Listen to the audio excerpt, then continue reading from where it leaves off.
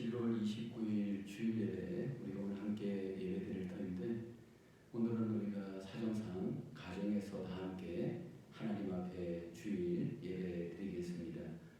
우리 다 함께 마음을 모으고 정성을 다해서 하나님 앞에 예배하겠습니다. 다 함께 주안에 맞춰 묵도 드리십니다.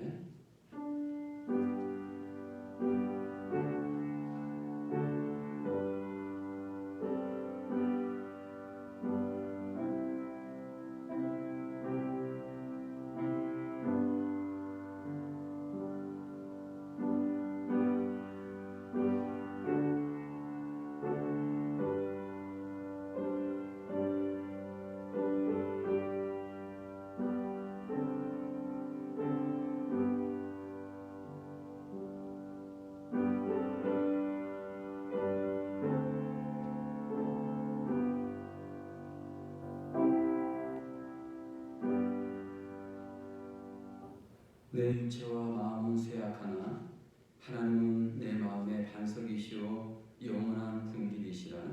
하나님께 가까이함이 내게 복이라. 내가 주 여호와를 나의 피난처로 삼아 주의 모든 행적을 전파하리이다. 아멘. 피난처 되시는 여호와 하나님, 오늘도 우리가 마음과 정성을 다하여 하나님의 이름을 송축하며 하나님의 능력을 찬송하며 이 시간 하나님을 예배할 때 하나님 홀로 영광받아 주시옵소서. 이 시간도 가정에서 예배하는 주의 모든 성도들의 예배 가운데 은혜 베풀어 주시고 영광받아 주시옵소서.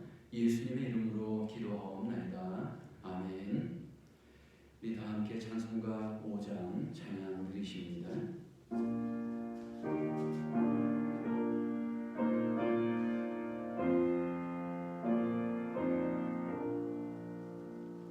이 존재가 만물들아 복 주시는 주 여호와 전능성부 성자 성령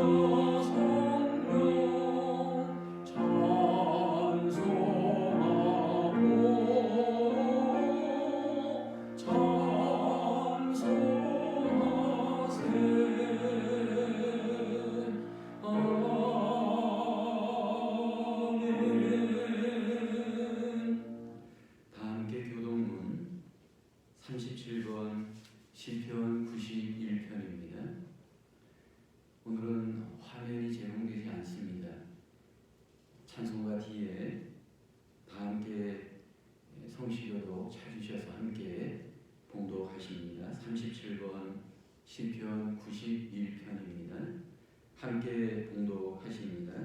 지존자의 은밀한 곳에 거주하며 전능자의 그늘 아래에 사는 자요, 나는 여호와를 향하여 말하기를 그는 나의 피난처요 나의 요새요 내가 의뢰하는 하나님이라 하리니, 이는 그가 너를 새 사냥꾼의 울무에서와 심한 전염병에서 건지실 것임이로다. 그가 너를 그의 깃으로 덮으시리니 내가 그의 날개 아래에 피하리로다. 그의 진실함은 방패와 손방패가 되시나니 천명이 내 왼쪽에서 만명이 내 오른쪽에서 엎드러지나 이 재앙이 내게 가까이 하지 못하리로다. 그가 너를 위하여 그의 천사들을 명령하사 내 모든 길에서 너를 지키게 하심이라. 하나님이 이르시되 그가 나를 사랑한즉 내가 그를 건지리라. 그가 내 이름을 안즉 내가 그를 높이리라. 아멘. 우리 다 함께 찬송가 70장 1절과 4절 찬양 드리십니다.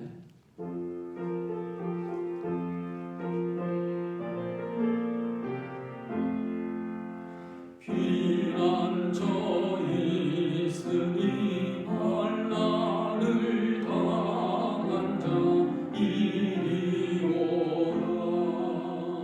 땅들이 변하고 물결이 일어나 산 위에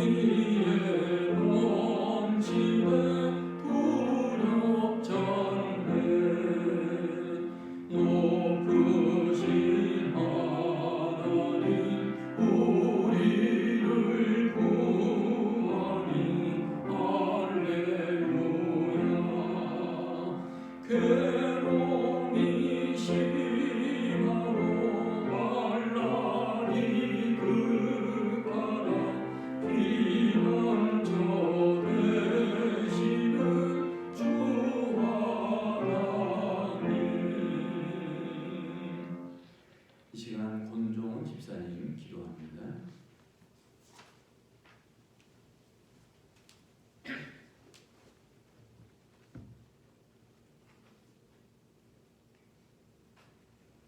함께 기도하시겠습니다. 우리의 반석이시며 산성이 되어주시는 하나님, 주님의 끝없는 사랑과 은혜를 감사하며 아버지께 찬양과 경배드립니다. 오늘도 변함없이 거룩한 주일을 허락하신 하나님, 아버지의 임재 안에서 예배 드릴 수 있음을 감사드립니다. 지난 한 주간도 은혜 가운데 살게 하시고 아버지의 두 팔 안에 끌어안아 보호해 주셨지만 나와 보잘것없는 나의 경력을 앞세우며 겸손을 놓쳤던 순간들을 기억합니다. 또한 스스로에게는 관대하나 다른 이들에게는 날선 마음으로 바라보지는 않았는지 이 시간 돌아보고 회개하오니 용서하여 주시옵소서. 하나님 아버지, 어느덧 11월 마지막 주일입니다. 2020년도 단 한 달만을 남겨두고 있는 이 시점에 우리 교회도, 각 성도들 개인도, 그리고 그들의 가정도 모두 올 한 해를 잘 마무리하고 결산하여 아름다운 영의 열매를 거두게 하시고 육의 건강 또한 지킬 수 있도록 인도하여 주시옵소서. 특별히 이 시간 뉴욕마 하나님 성교교회를 위하여 간절히 기도합니다. 코로나 바이러스의 확산이 안타깝게도 저희 교회에도 영향을 미쳐 함께 한마음 한뜻으로 하나님의 보호하심을 바라며 기도하고자 합니다. 앞으로 진행될 3주간의 목장 릴레이 기도를 통하여 모든 성도가 교회를 위하여 모든 교회의 가족들의 건강을 위하여 기도하고자 하오니 그 과정을 하나님께서 보호하사 방해받지 않게 하시고 그 기도 가운데 응답하사 건강한 이들은 그 건강을 지키게 하시고 아픈 이들은 그 아픔이 미미하게 지나가며 온전히 치유될 수 있도록 인도하여 주시옵소서. 또한 이 기도의 시간을 통하여 비록 몸은 떨어져 있으나 모든 성도의 영이 하나로 이어지게 하여 주시고 그 어느 때보다 성령의 역사와 인도하심을 강하게 경험하는 저희 공동체 되게 하여 주시옵소서. 이 기간에 진행되고 있는 우리 교회의 모든 사역들이 지혜롭게 잘 마무리될 수 있도록 인도하여 주시고 어려운 중에 내년을 준비함에도 하나님의 지혜를 허락하셔서 주님의 뜻대로 준비할 수 있도록 은혜 베풀어 주시옵소서.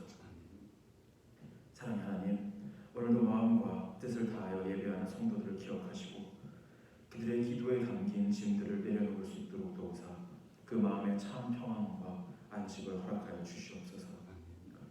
우리의 예배를 기뻐 받으시는 하나님, 각자의 자리에서 예배를 섬기는 손길들을 기억하여 주시고 교회를 위해 세우신 교역자들과 평신도 사역자들을 영육간에 강건케 하시고 그 삶의 어려움을 친히 감당하여 주시옵소서. 오늘도 진리의 단 위에 세우신 박준수 담임 목사님의 입술을 통하여 생명력 가득한 말씀이 선포되어지도록 성령께서 도우시기를 간절히 기도합니다. 또한 듣는 이들의 마음과 귀를 열어주사 하나님의 말씀이 헛되이 선포되는 예배되지 않도록 은혜 베풀어 주시옵소서. 아버지, 가정에서 온라인으로 드려지는 모든 예배에 하나님의 풍성한 은혜를 부어주시기를 기대하고 이 시간 드려지는 우리의 예배가 온전히 하나님만을 영화롭게 하는 예배가 되기를 소원하며 이 모든 말씀 살아계신 우리 주 예수 그리스도 이름으로 기도드립니다. 아멘.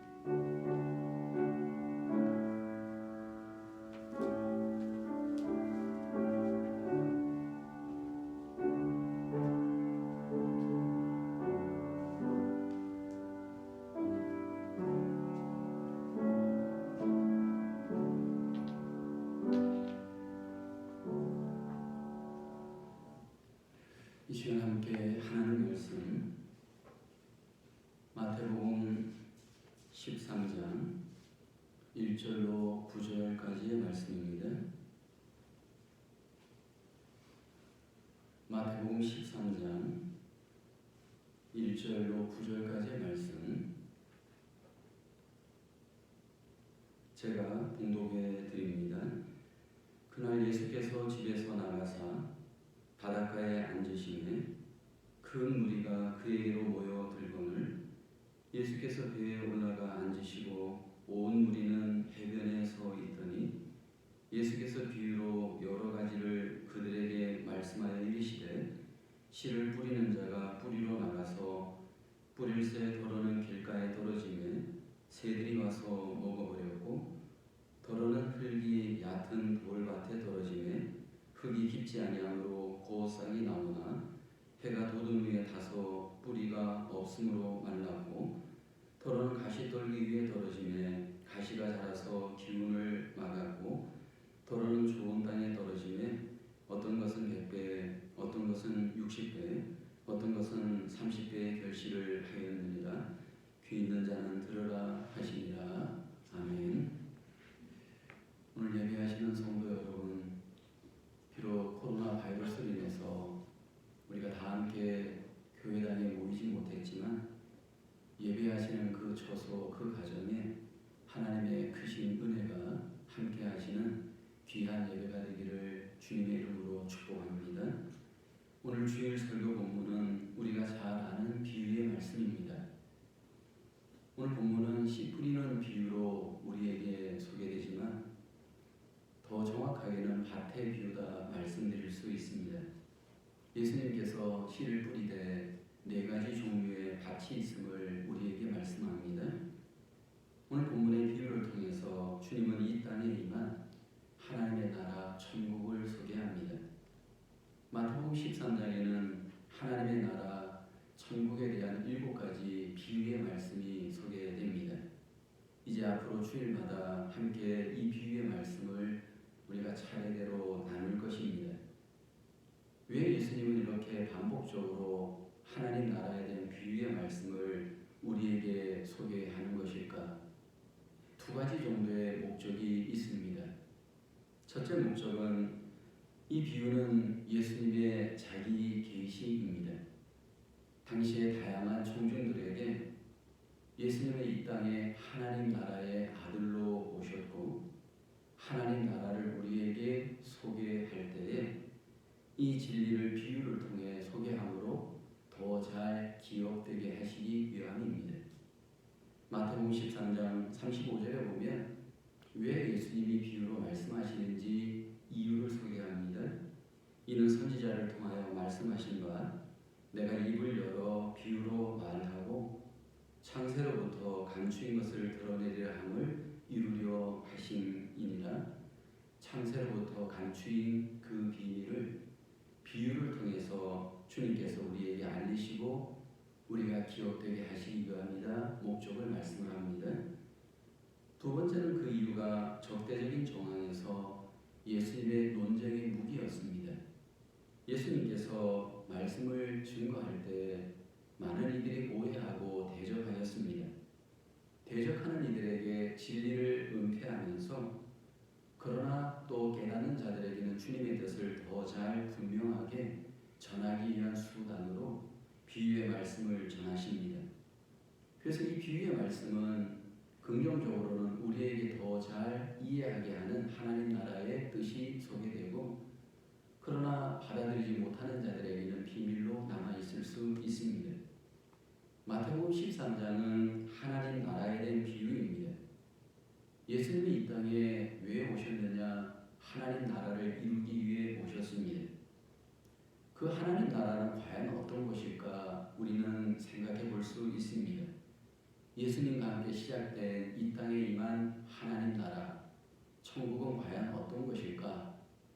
이제 예수님은 마태복음 13장 다양한 비유를 통해서 다양한 측면에서 이 땅에 임한 하나님의 나라를 우리에게 소개합니다. 오늘 첫째 비유인 이 씨 뿌리는 비유를 통해서 주님께서 우리에게 하나님 나라를 소개합니다. 씨를 뿌리는 자는 바로 주님을 의미하고 주님이 말씀하시는 이 씨라는 것은 주님이 증거하는 말씀, 주님이 증거하는 복음을 씨라고 할 수 있습니다. 그리고 소개되는 4종류의 밭은 우리에게 일어나는 다양한 종류의 밭, 즉 마음을 의미합니다. 주님께서는 씨를 뿌릴 때 다양한 종류의 밭에 씨가 뿌려지고 그 결과 씨를 통하여 열매를 맺는 마음도 있지만 열매를 맺지 못하는 마음도 있을 수 있음을 우리에게 말씀을 합니다. 이 땅에 임한 하나님의 나라가 이루어지는 처소는 마음이고 그 마음에 하나님의 말씀이 임함으로 이 땅에 하나님의 나라가 시작이 되어집니다. 그러나 하나님의 말씀이 증거되었다라고 해서 모든 속에 하나님의 나라가 그 마음에 경험되는 것은 아닙니다. 오늘 본문에 보면 네 종류의 밭을 주님은 소개합니다.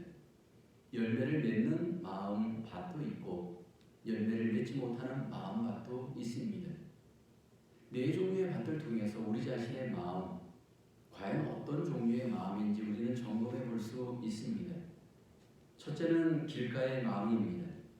오늘 본문 4절에 보면 뿌리를 새 도로는 길가에 떨어짐에 새들이 와서 먹어버렸고 본문은 말씀을 합니다. 주님은 길가와 같은 마음이 있다 하십니다. 이 길가의 마음에 말씀의 씨가 뿌려졌을 때 결과는 새가 와서 먹어버립니다. 길가라는 사람들이 많이 왕래하는 장소입니다. 유대 나라의 길가는 특별히 많은 사람들이 왕래하여서 딱딱하게 굳어버린 장소입니다.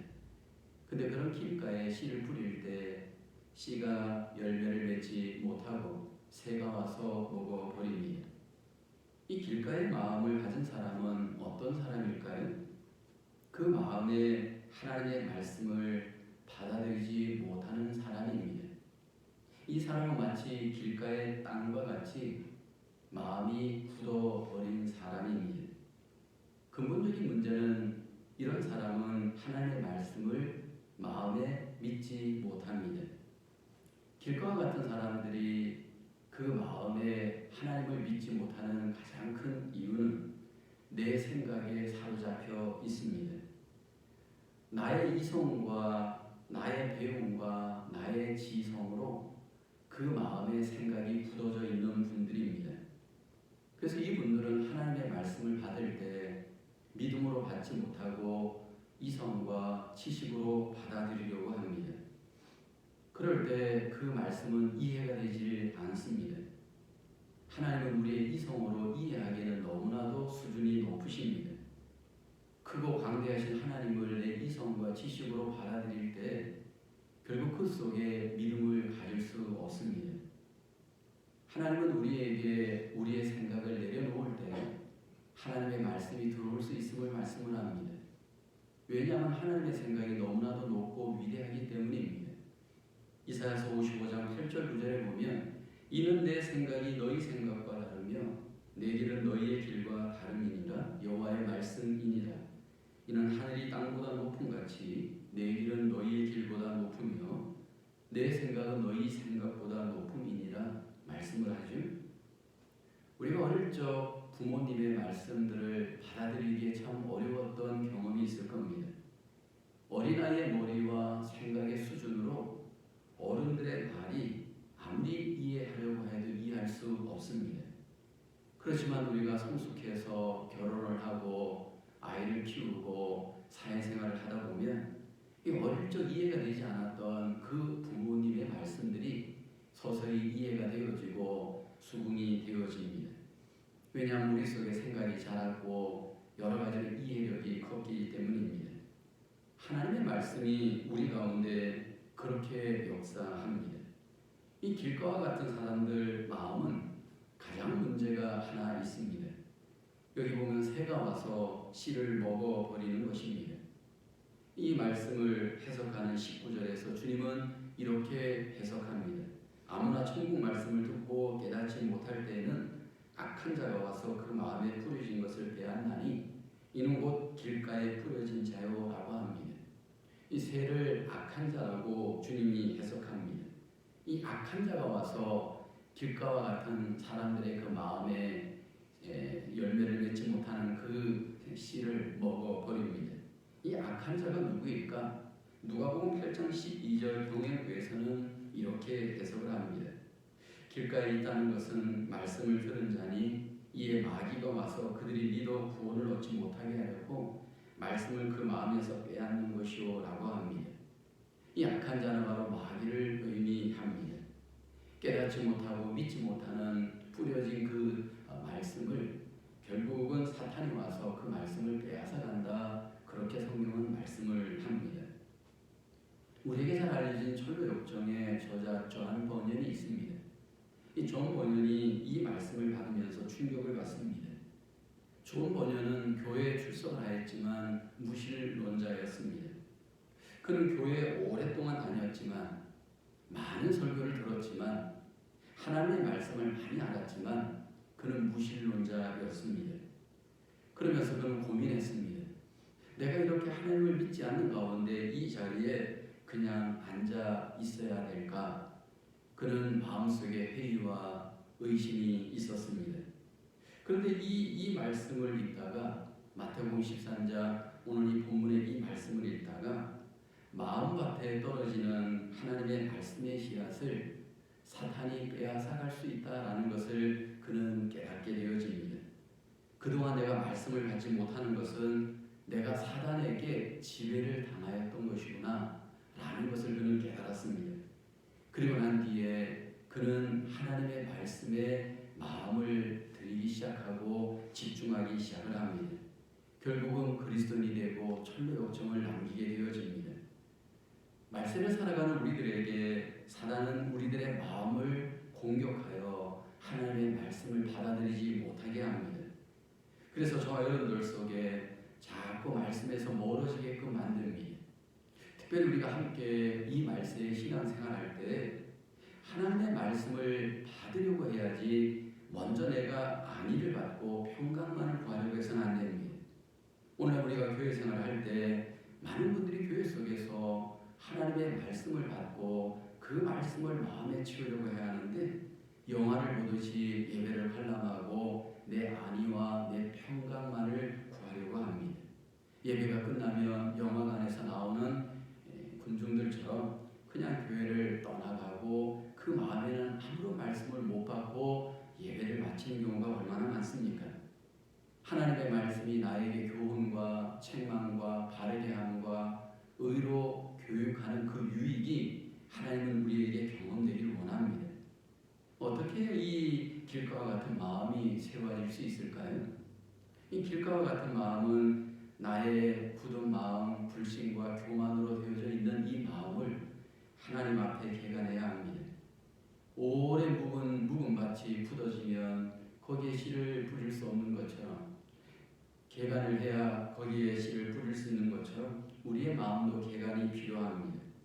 먼저 내 마음을 내려놓고 하나님 앞에 우리의 마음이 다시 한번 새롭게 개간되어져야 합니다. 그때 우리의 마음속에 말씀이 떨어질 때 개간되어진 그 마음에 하나님의 말씀이 놀라운 역사를 행할 수 있는 줄로 믿습니다. 길가의 마음은 사단에게 빼앗기고 하나님의 능력을 경험할 수 없습니다. 두 번째는 돌밭의 마음이 있습니다. 오늘 본문의 5절 6절에 소개되어지죠. 더러는 흙이 얕은 돌밭에 떨어지매 흙이 깊지 아니하므로 곧 싹이 나오나 해가 돋은 후에 타서 뿌리가 없으므로 말랐고라고 합니다. 이 씨를 뿌리는 자가 씨를 뿌렸습니다. 돌밭의 문제는 흙이 얕습니다. 깊지 않은 그 흙 때문에 해가 돋은 후에 싹이 나서 말라버리는 경우입니다. 20절, 21절에 주님이 이 본문에 대한 해석을 이렇게 합니다. 돌밭에 뿌려졌다는 것은 말씀을 듣고 즉시 기쁨으로 받되 그 속에 뿌리가 없어 잠시 견디다가 말씀으로 말미암아 환난이나 박해가 일어날 때에는 곧 넘어지는 자요라고 말씀을 합니다. 문제는 말씀에 뿌리가 없다는 것입니다. 이런 분들은 이미 구원도 받고 하나님의 말씀도 믿는 사람입니다. 근데 문제는 말씀에 뿌리가 없습니다. 이 말씀에 뿌리가 없는 분들은 환난이 오거나 핍박이 오거나 어려움이 올 때 그것을 버텨낼 힘이 없습니다. 말씀에 뿌리가 없기 때문입니다. 평시에는 이분들은 문제가 없는 것처럼 보일 수 있습니다. 그런데 이렇게 위험이 오고 고난이 올 때 이런 분들의 마음은 결국 뿌리가 없으므로 넘어지고 맙니다. 그러니까 이분들에게 있어서 가장 문제는 말씀에 뿌리가 없기 때문에 견고한 믿음 생활을 하기가 어렵습니다. 조금 고난이 오고 삶이 위험이 오게 되어지면 육신을 따라가는 분들입니다. 이분들의 가장 큰 문제는 주님의 말씀 때문에, 믿음 때문에 내가 고난을 당하고 어려움을 당하는 것을 그들은 참지를 못합니다. 편안하게, 안락하게, 행복하게 그들은 신앙생활 하는 것에 익숙해 있고 믿음 때문에 말씀 때문에 오는 고난을 참고 이겨내는 것이 그들에게는 힘이 듭니다. 그래서 우리의 신앙은 고난이 와보면 내 믿음의 수준, 내 말씀의 수준을 알 수가 있습니다. 말씀의 뿌리가 있는 믿음의 사람은 위기가 오히려 기회가 되어집니다. 믿음의 사람들은 고난이 올 때 그 고난을 말씀을 붙들고 고난을 이겨냅니다. 말씀 앞에 나를 세우고 말씀 앞에 고난을 비추어 보고 말씀의 그 놀라운 힘과 능력으로 내 삶을 이겨나가는 그 믿음의 사람이 바로 말씀의 뿌리가 있는 자들의 모습입니다. 우리가 아무리 깜깜한 밤에 있다 할지라도 별빛이나 달빛이나 밝은 빛이 있으면 더 어둠이 문제가 되지 않습니다. 그 빛을 따라 어둠을 우리는 이겨낼 수 있습니다. 어떤 어두운 고난이 오더라도 이 말씀의 뿌리가 있는 사람은 그 말씀의 조명을 따라 어둠을 이겨낼 수 있는 능력이 있는 사람입니다. 우리가 잘 아는 구약의 욥을 보십시오. 그가 당한 고난은 정말 엄청난 고난이었습니다. 그는 물질적으로 모든 것을 다 잃었습니다. 자녀들도 다 잃었습니다. 건강도 다 잃었습니다. 친구도 떠나가고 아내도 떠나가고 철저히 고독하게 고립된 심각한 고난을 당하였습니다. 얼마나 그 마음의 상처가 크고 어쩌면 하나님에 대한 믿음도 잃어버릴 수 있는 그런 정황이 되었습니까? 근데 욥이 그 마음에 하나님의 말씀을 붙들고 그 말씀으로 고난을 이겨냅니다. 욥기서 23장 12절에 보면 내가 그의 입술의 명령을 어기지 아니하고 정하는 음식보다 그 입의 말씀을 귀히 여겼도다. 일정한 음식처럼 하나님의 말씀을 마음에 섭취한 것입니다. 그리고 그 말씀의 힘으로 고난을 이겨내었습니다. 그리고 그 고난을 통과하면서 비로소 그는 그 믿음의 사람으로 주님께 하나님께 인정을 받고 오히려 더 큰 복을 경험하게 되어지죠. 다윗을 한번 보십시오. 다윗도 많은 고난의 시간을 겪습니다. 그 고난의 긴 어둠의 터널을 지날 때 그가 그 고난을 이긴 힘은 하나님의 말씀을 마음에 두었기 때문입니다. 시편 119편 105절을 보면 주의 말씀은 내 발의 등이요 내 길의 빛이니이다. 어둠의 그 긴 인생의 터널 속에서 그는 말씀을 등으로 삼고 말씀을 빛으로 삼아 항상 그 말씀으로 이겨내었습니다. 그래서 우리가 고난을 당하는 분들 함께 우리가 사귀고 교제할 때 우리가 함께 적용해야 될 것이 있습니다. 많은 경우에 우리는 환난과 고난 속에 있는 분들을 자꾸 인간적으로 위로하려고 합니다. 인간적으로 그분들을 동정하려고 합니다. 인간적으로 그분들을 이해하려고 합니다. 근데 여러분 그것은 그렇게 큰 위로와 힘이 되지 못합니다. 그분들에게 정말 필요한 것은 하나님입니다. 더 궁극적으로 하나님의 말씀입니다. 그래서 여러분 고난당한 분들을 인간적으로 섣불리 위로하기보다 더 중요한 것은 하나님의 말씀을 붙들도록 그분들을 도와주셔야 됩니다. 그것이 진정한 도움입니다. 섣부른 동정과 섣부른 이해로 위로하려고 할 때 그것이 궁극적인 도움은 되지 못합니다. 오늘 우리가 환난을 당하고 고난을 당할 때 감정이 무너지고 생각이 무너지고 의지가 무너지고 관계가 무너집니다. 근데 그때 우리에게 필요한 것은 하나님의 말씀으로 마음의 중심을 잡아야 합니다. 하나님의 말씀으로 마음에 채워야 됩니다. 그러기 위해서 우리에게 필요한 것은 이것을 지속적으로 반복적으로 자꾸 내 안에 이게 훈련되어져야 합니다. 코로나 바이러스의 이 위험한 시기에 오늘 우리에게 다시 필요한 것은 우리에게 말씀입니다. 하나님께서 주신 이 말씀을 마음에 채우고 돌짝밭 같은 우리의 마음이 있다면 다시 한번 이 말씀이 마음에 뿌리를 내리고 이 모든 환난을 이겨내시는 우리 모두의 삶으로 승리할 수 있기를 주님의 이름으로 축복합니다. 세 번째로 가시밭과 같은 마음이 있습니다. 7절에 보면 너는 가시떨기 위에 떨어짐에 가시가 자라서 기운을 받았고 라고 합니다. 주님께서 지적하신 이 가시밭의 마음, 그 문제가 무엇입니까? 세상의 염려, 여공 재리의 유혹, 이런 상태에 있는 마음입니다. 열매를 맺지 못하게 하는 원인이 세상과 돈입니다. 이 사람들은 22절에 보니까 가시떨기에 뿌려졌다는 것은 말씀을 들으나 세상의 염려와 재래의 유혹에 말씀이 막혀 결실치 못하는 자요라고 합니다. 이 가시밭의 마음의 가장 문제는 세상과 특별히 돈을 사랑하는 마음입니다. 특별히 그 마음 속에 돈이 지배하고 그러다 보니까 세상의 염려, 돈에 대한 집착이 그 마음을 다스립니다. 이런 분들은 나름대로 믿음도 있습니다. 교회에서 봉사도 하고 충성도 하고 교육도 받고 훈련도 받고 이렇게 저렇게 잘 셋업이 되어져 있는 것처럼 보입니다. 그런데 그분의 마음의 주인은 주님이 아니고 세상입니다. 그 마음의 주인은 돈입니다. 마귀도 통과하였고 핍박도 통과하였지만 돈 앞에서 결국 통과하지 못한 자들입니다. 성경에서 주님께서 주님과 동격의 위력을 갖고 있는 힘이 바로 돈이다 말씀을 합니다. 마태복음 6장 24절에 보면 한 사람이 두 주인을 섬기지 못할 것이니 말합니다. 혹 이를 미워하고 저를 사랑하거나 혹 이를 중히 여기고 저를 경히 여김이라. 너희가 하나님과 재물을 겸하여 섬기지 못하리라 말씀을 합니다. 그러니까 하나님과 동일한 권위와 능력의 그 자리에 오를 수 있는 세상 것이 바로 돈입니다. 그래서 오늘 우리에게 있어서 주님이 주인이 되느냐 돈이 주인이 되느냐 어떻게 보면 그 싸움을 우리는 하고 있습니다.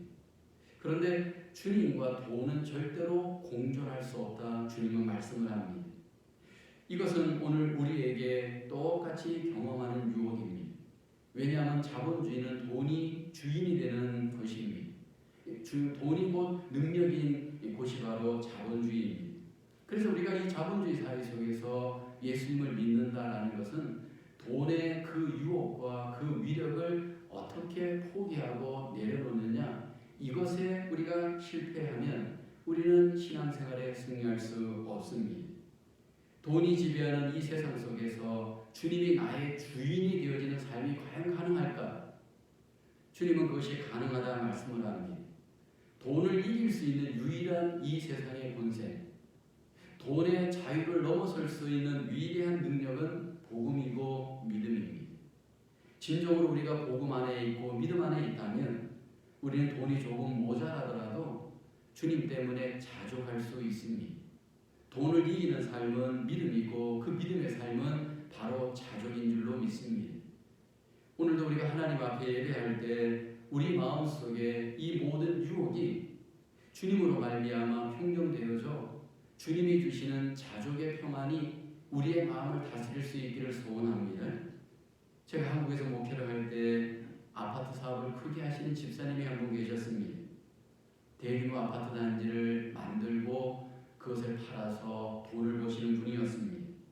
많은 돈을 벌었습니다. 많은 돈을 교회에 헌금했습니다. 때로 저를 불러서 맛집으로 초대하여서 맛있는 것을 참 많이 대접을 해 주었습니다. 그러던 분이 어느 날 조용히 저를 만나자고 요청을 했습니다. 만났더니 그분이 상담을 했습니다. 아파트를 짓고 파는 과정이 반복되어지면서 어쩔 수 없이 로비를 할 수밖에 없었다라고 고백을 했습니다. 경찰서도 로비를 해야 되고 세무서도 로비를 해야 되고 업자들도 로비를 해야 되고 하여튼 모든 것들이 이 로비를 하지 않으면 결코 그 사업을 할 수 없었다는 겁니다. 그래서 많은 로비를 했습니다. 많은 돈을 쓰면서 로비를 했고 그 결과 승승장구해서 사업을 했습니다. 그런데 이 사업이 반복되어지는 가운데 마음이 서서히 기쁘지 않다는 겁니다. 더 큰 문제는 그 로비를 하다가 결국 그 상대방 또 다른 경쟁업체가 이것을 알고 경찰에 고발을 해버린 겁니다. 그래서 이제는 또 조사까지 받게 되어지는 정황이 되었습니다. 이런 정황에서 사업을 계속할 것인가 내릴 것인가 기로에 서 있었습니다. 그래서 저에게 상담을 요청한 겁니다. 그래서 저는 답을 주기보다 이런 말을 했습니다. 얻는 것이 있으면 잃는 것이 있고 잃는 것이 있으면 얻는 것이 있습니다. 돈을 얻으려면 때로는 신앙을 잃어버리고 정말 신앙을 얻으려면 돈을 때로 잃어버리기도 해야 합니다. 저는 그 답을 그분에게 말했습니다. 결국 그분은 그 부정하게 운영되던 사업을 내려놓았습니다. 그리고 아내와 작은 집으로 이사를 하고 모든 것을 정리하고 자족하는 삶으로 다시 새로운 인생을 사는 것을 제가 보았습니다. 근데 그 삶이 오히려 자유롭고 본인은 오히려 자족하는 가운데 신앙적으로 행복한 것을 고백하는 것을 제가 들었습니다. 우리는 돈에 집착할 수 있는 위험이 얼마나 많습니까? 왜냐하면 미래에 대한 염려 때문입니다. 미래에 대한 안정 때문입니다. 그러나 우리가 기억해야 될 것은 하나님이 우리의 생사복을 주관하십니다.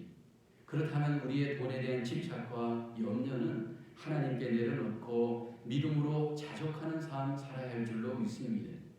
혹시 우리 중에 가시밭과 같은 마음으로 하나님 앞에 혼란스러운 분들은 없는지요? 다시 한번 믿음으로 우리의 마음이 주님을 주인으로 삼고 염려와 유혹을 극복하시고 하나님 앞에 다시 한번 믿음으로 승리할 수 있기를 주의 이름으로 축원합니다. 네 번째로 좋은 땅과 같은 마음이 있습니다. 8절에 보면 더러는 좋은 땅에 떨어짐에 어떤 것은 100배, 어떤 것은 60배, 어떤 것은 30배의 결실을 하였느니라. 그리고 이 본문에 대해서 23절에 주님은 이렇게 해석하죠. 좋은 땅에 뿌려졌다는 것은 말씀을 듣고 깨닫는 자니 결실하여 어떤 것은 100배, 어떤 것은 60배, 어떤 것은 30배가 되느니라. 병행구인 누가복음 8장 15절에 보면 좋은 땅에 있다는 것은 착하고 좋은 마음으로 말씀을 듣고 지키어 인내로 결실하는 자니라 이렇게 해석을 합니다. 누가 좋은 땅에 마음을 갖고 있는 것일까? 말씀을 듣고 깨닫고 인내로서 지키는 자입니다.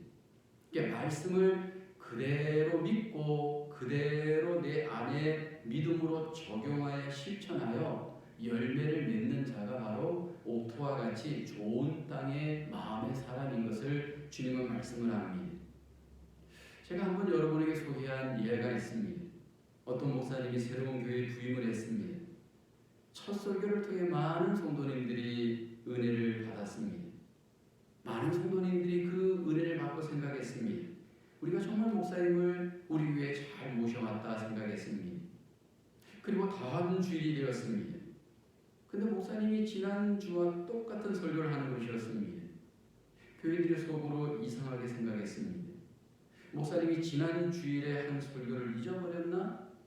그러면서 그냥 넘어갔습니다. 세 번째 주일이 되었습니다. 또 목사님이 같은 설교를 하는 것이었습니다. 같은 설교를 세 번 듣고 난 교인들이 이제는 서로 술렁거리기 시작했습니다. 아니, 우리를 무시하는 것인가? 우리가 목사님을 잘못 모셔온 것은 아니냐? 그러면서 이렇게 저렇게 수군덕거렸습니다. 용감한 한 성도 한 분이 목사님에게 따져 물었습니다. 목사님, 왜 새로운 설교를 하지 않는 것입니까? 그러자 목사님이 이렇게 말했습니다. 여러분이 이 말씀을 삶 속에 적용할 때까지는 저는 새로운 설교를 하지 않겠습니다. 이렇게 대답을 했다고 합니다. 설마 이 일이 실제 일어났겠습니까? 근데 여러분 우리가 한 가지 적용해야 할 것은 정말 그 사람이 좋은 마음밭의 사람인가? 정말로 좋은 신앙인가? 얼마나 그 말씀이 내 마음 안에 들어와 깨달아져서 삶 속에 적용이 되어지는가? 이것을 보면 그 사람의 마음을 알 수가 있습니다. 착하고 좋은 마음밭의 사람은 하나님의 말씀 앞에 우리는 알 수 있습니다. 우리가 인간적으로 저 사람은 정말 착한 사람 같아. 저 사람은 성품이 정말 좋은 것 같아. 근데 그런 분들이 말씀 앞에 가서 고집을 피우고 말씀을 받지 않고 믿지 않고 적용하지 않는다면 그 사람은 좋은 마음밭이 아닙니다. 하나님이 인정하시는 좋은 마음밭은 하나님의 말씀 앞에 결정이 되어집니다. 농사를 지어보면 농사를 지을 때 밭이 얼마나 중요한가 우리는 알 수 있습니다. 옥토가 그냥 옥토가 되어지지는 않습니다. 옥토를 만들기 위한 과정이 있습니다. 옥토는 가꾸어서 옥토가 되어집니다. 그래서 시골에서 농사를 짓는 분들 모습 속에 제가 본 것이 있습니다. 이분들이 농사를 짓다가 어느 정도 땅이 조금 연도가 지나면 항상 그 굳은 땅을 뒤엎고 부드러운 흙으로 그 땅에 뿌려줍니다. 그리고 재도 갖다가 뿌려주고 거름도 갖다 뿌려주면서 그 밭을 옥토로 만들어 갑니다.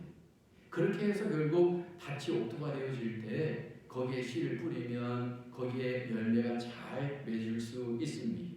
우리의 마음도 마찬가지입니다.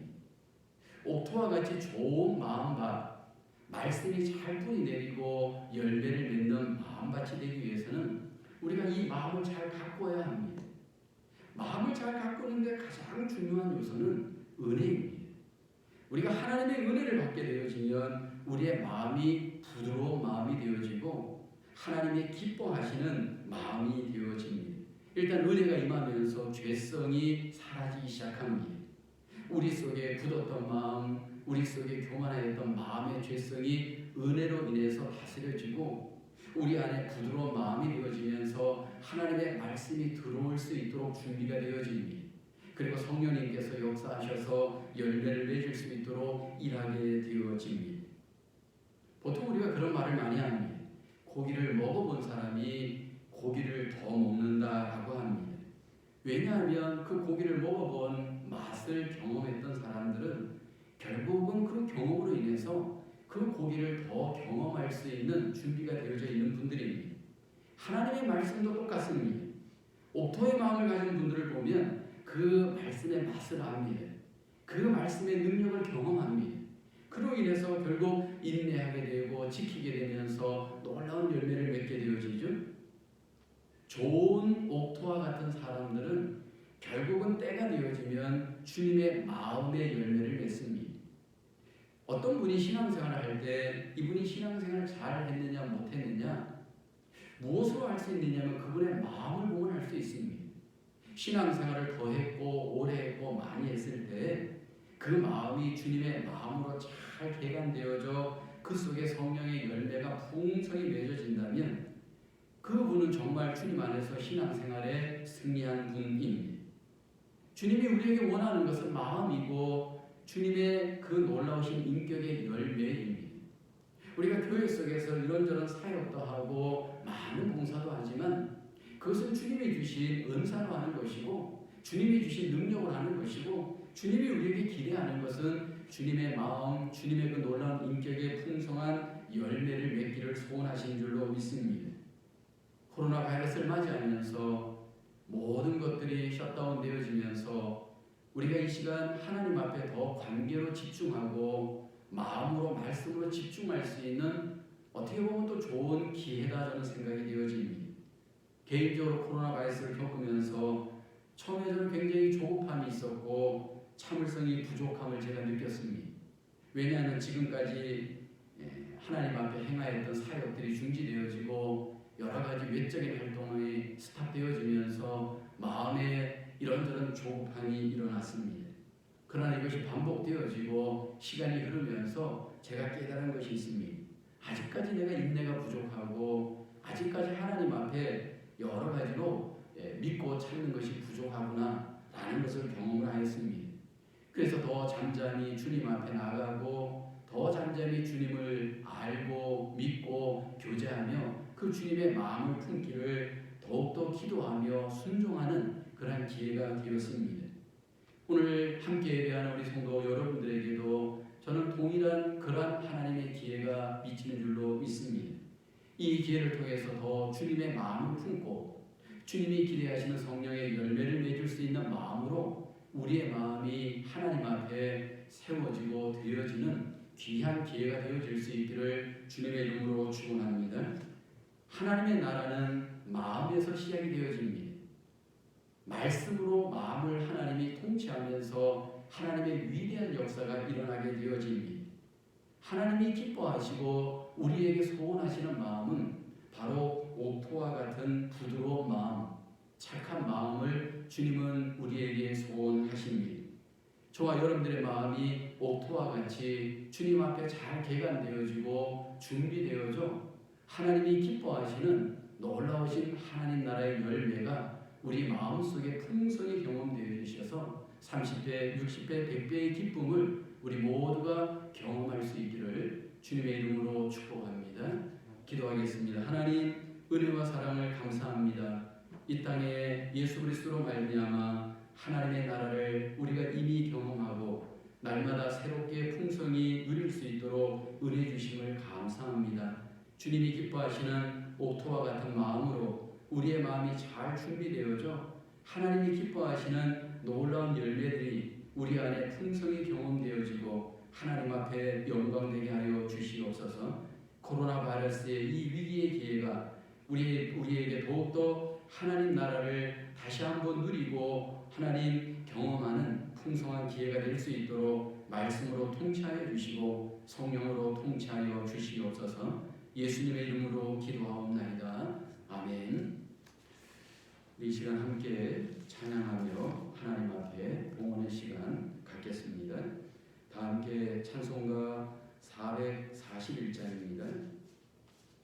1절과 4절만 찬양합니다. 441장.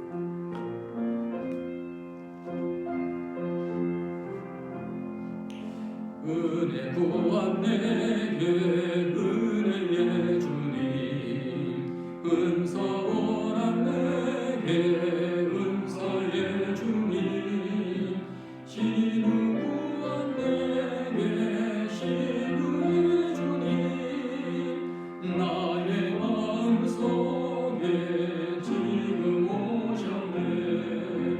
나의 생명 되는 내 주 예수님, 영원토록 모셔 내 기쁨 넘치네. 5절. 나의 소망 되는 구주 예수님, 이 세상에 다시 건민하겠네. 나의 등불 밝혀 손에 들고서 기쁨으로 주를 맞이하겠네. 나의 생명 되는 내 주 예수님, 영원토록 모셔 내 기쁨 넘치네. 봉헌기도합니다. 우리의 생사복을 주관하시는 하나님 아버지의 크신 은혜, 크신 사랑을 다시 한번 감사와 찬송을 드립니다. 이 시간도 예배할 때 하나님 앞에 주신 은혜 감사함으로 귀한 믿음의 손길로 하나님 앞에 봉헌하오니 드린 10의 1조 감사헌금 목적을 따라 드린 모든 헌금을 통하여 하나님 영광받아 주시옵소서. 주의 성도들을 하나님께서 날마다 생명을 파수하여 주셔서 가정에서 일터에서 믿음으로 승리할 수 있도록 도와주심을 감사합니다. 코로나의 위기에서 하나님께서 그 생명을 안전하게 붙들어 주시고 비록 코로나에 걸렸을지라도 하나님 더 깊은 해를 당하지 않도록 하나님께서 그 생명을 안전하게 붙들어 주옵시고 승리할 수 있도록 도와주시옵소서. 이 한 주간도 살아갈 때 하나님이 주신 가정이 믿음의 가정 되게 하시고 우리의 일터가 믿음의 일터 되게 하셔서 이 땅에 하나님의 영광을 드러내며 하나님의 나라를 더욱 확장하는 주의 성도들 되게 하여 주시옵소서. 하나님 환난과 시련과 고난 앞에서 때론 하나님 우리가 낙심하기도 하지만 넘어지지 않도록 믿음으로 붙들어 주시옵소서. 믿음의 주요 온전케 하시는 이인 예수님만을 바라보게 하시고 주님만을 붙들게 하시고 주님의 능력만을 의지할 수 있도록 하나님의 성령으로 주의 백성들을 축복하여 주시옵소서. 코로나에 걸려있는 성도들을 긍휼히 여겨주시고 그 마음에 하나님께서 상처를 싸매어 주시고 그 약한 부분을 치료하여 주시고 속히 회복될 수 있도록 은혜 내려 주시옵소서. 출산에 또 하나님 복을 누리는 가정을 축복하여 주시고 잉태한 가정들을 축복하여 주시고 또 하나님 오늘도 또 이 한 주간도 하나님 앞에 기도하며 하나님께 소원을 구하는 모든 성도들을 기억하시고 긍휼히 여겨주시고 은혜와 응답으로 그 삶을 인도하여 주시옵소서. 모든 영광을 주께 올리오며 감사를 드리오고 예수님의 이름으로 기도하옵나이다. 아멘. 이 시간 함께 교회 소식 나누겠습니다. 첫째는 코로나 바이러스로 인한 교회 모임 안내입니다. 주일 예배는 교회당 대면 예배를 중지하고 가정에서 11시 30분에 온라인 예배로만 예배 드립니다. 새벽 기도회는 이번 주간 대면 기도회를 중지하고 녹음 방송을 카톡에 공유하겠습니다. 수요 예배는 교회당 대면 예배를 중지하고 가정에서 수요일 저녁 8시 반에 제한된 인원으로 온라인 예배 드립니다. 추후 공지는 교회 단톡을 이용해서 올리도록 하겠습니다. 수요일 저녁에도 온라인을 위한 최소한의 인원만 참석하여 대면 예배 드리겠습니다. 독후감 홍보대회는 11월 30일까지 마감이고 교회 오피스나 이메일로 송부해 주시면 되겠습니다. 이번 주 성경 필사는 이사야서 28장까지이고요. 한국 학교도 온라인으로 모이겠습니다. 매주 토요일 오전 10시부터 12월 12일까지 모임을 갖습니다. 목장별 특별 중보 릴레이 기도의 시간을 갖습니다. 내일부터 금요일까지 월, 화, 목, 금, 수요일 제외하고 매일 저녁 8시에서 10시까지 각 가정에서 각 목장들이 각 목원들이 30분씩 중보 기도를 하면서 릴레이 시간에 기도 시간을 갖겠습니다. 요일별 릴레이 기도표는 이제 나간 주보를 참조하셔서 자기 시간을 지키셔서 기도를 해주시면 감사하겠습니다. 이 기도회를 통해서 다시 한번 코로나를 함께 극복하고 또 교회가 영적으로 서로 하나 되어져 하나님 앞에 영광을 돌리는 귀한 기회가 되어지기를 소망하겠습니다. 이 시간 우리 다 함께 찬양하고 예배를 마치겠습니다. 다 함께 찬송가 438장 1절만 찬양하겠습니다.